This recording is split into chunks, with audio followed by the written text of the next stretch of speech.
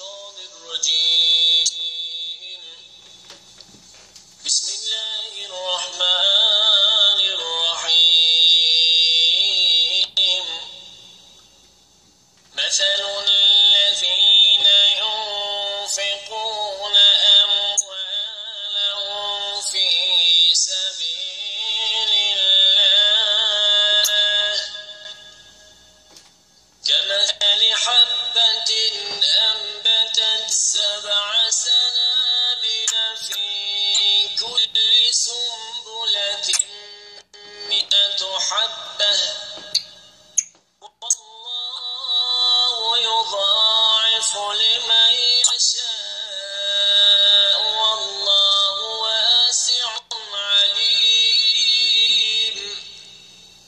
در این آیت خداوند می‌فرماید صفت آنانی که خرج و صرف می‌کنند مالهای خود را در راه خدا مانند صفت یک دانه است که می‌رویاند 7 خوشه را که در هر خوشه 100 است.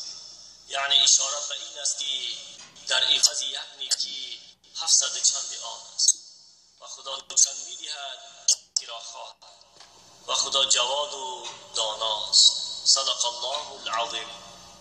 حق تعالی بر در جنت نوشت، حق تعالی بر در جنت نوشت این که جای اسقیا باشد بهشت. بزرگوار می‌فرماید گر توانی یک دلی بیشکسته را شاد کن، گر خدا مالت دهد بیچارگان را یاد کن.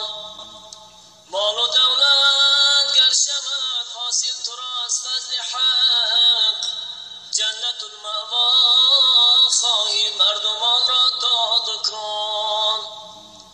توبه کن تو از گناهان ناله و فریاد کن، گر تو خواهی قرب و حق دوستان ما سوای حب حق را از دلت برباد کن. از غبار معصیت دل تیره میگردد بدان، گر مصفا خواهی دل را نام حق را یاد کن. چشم عبرت برگشا ای مؤمن نیکو لقا، بگذری با سوی گورستان غریبان یاد کن.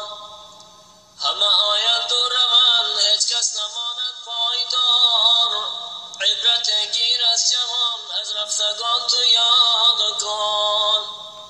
عمر خود را تو غنیمت دان کن ذکر خدا، فانی از دنیا ای دوست آخرت آباد کن.